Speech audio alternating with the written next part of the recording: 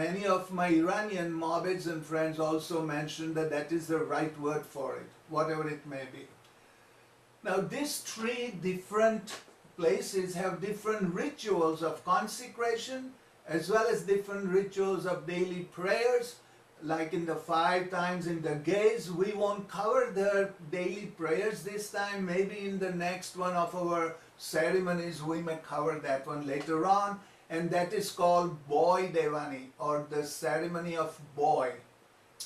The process of concentrating these 3 grades of fire are quite different, and we will talk some more about that.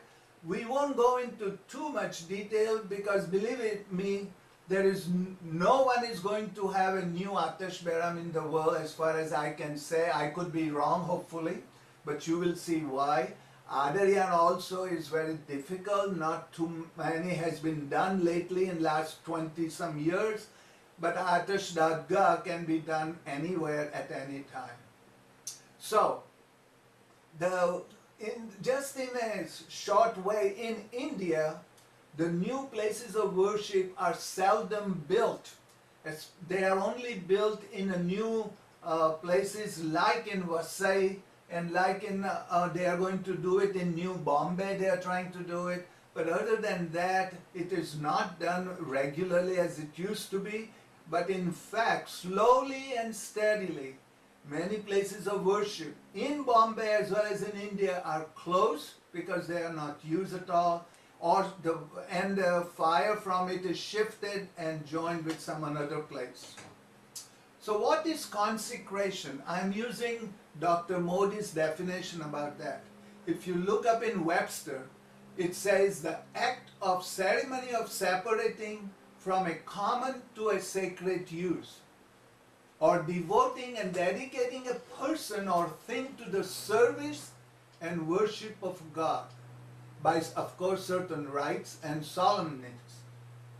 Now in Parsis, we do not have consecration of persons like they have in other faiths, like a consecration. Pastor, this is Bahadur. I am a Persian. Please. Can I just interject one? Hold on, Bahadur. What is your question? No, I don't have a question, but what I want the audience to know that when the Muslim invasion started, a lot of the Pushtis,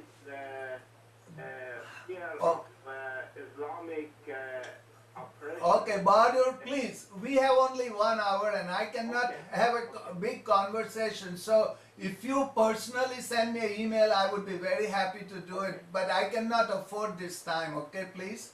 So stay with the subject, please. Okay. So I'm saying that in Parsis or in Zoroastrian, we do not have a consecration of a person. When we talk about consecration, we talk about actually initiation of a person, say in Navar Martab, rather than consecration. This is just a separate thing. We do consecrate our places of worship, but not a person. Okay, so now, what are the steps of consecration? There are 7 distinct steps for this one. The collection of the different fires. For example, Atash Beram, we collect 16 fires. In Adaran, we collect 4 fires. And in Atash Dargah, it is the common hot fire on everyday use from different places. So the collection is the first part. And there is a very good way of how to collect a fire and make it possible to be purified later on. And there are, for example, the second one is collection and purification in prescribed number of times, and Vandidat, Paragraph 8, paragraph 73 to 96 gives us some idea what to do it, as well as some of the revayats, and we talked about revayats last time. Revayats are the questions Zoroastrian in India ask to their learned dasturs in Iran, and they answered it, and it is written up in the form of this one. So for this one, we prepare some small pits or afghanis to do the process. We talk some more about that. Then we have consecration of fires, means we purify the fire, ready to be consecrated, and this is where we put Yazashne and Vandida. From Orlando, Florida. Orlando. Is that the whole Orlando group? This is the whole Orlando group. Okay, thank you very much for coming. Okay, so the consecration of the fire is a very important one, and then it is the consecration that really makes it worthy to be then mixed with another fires. After you do consecration of individual fires, like 16 for Atash Beram, 4 for Adoran, then we unite them together as one fire.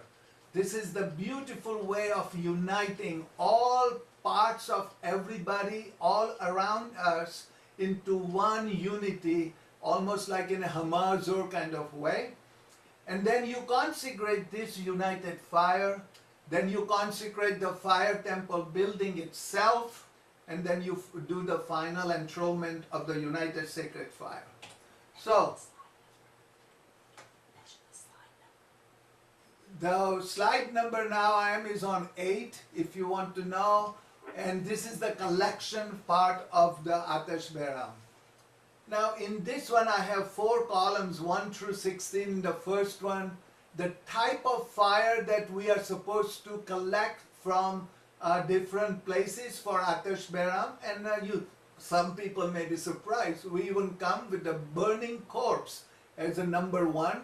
Then a dyer and all the other different people with different backgrounds, ruling authority, potter, brickmaker, ascetic, goldsmith, mint, ironsmith, armorer, baker, brewer, soldier, shepherd, atmospheric electricity, which is the most important because it is so unpredictable when you will get an electric fire by a atmospheric electricity burning some wood or something which then is preserved.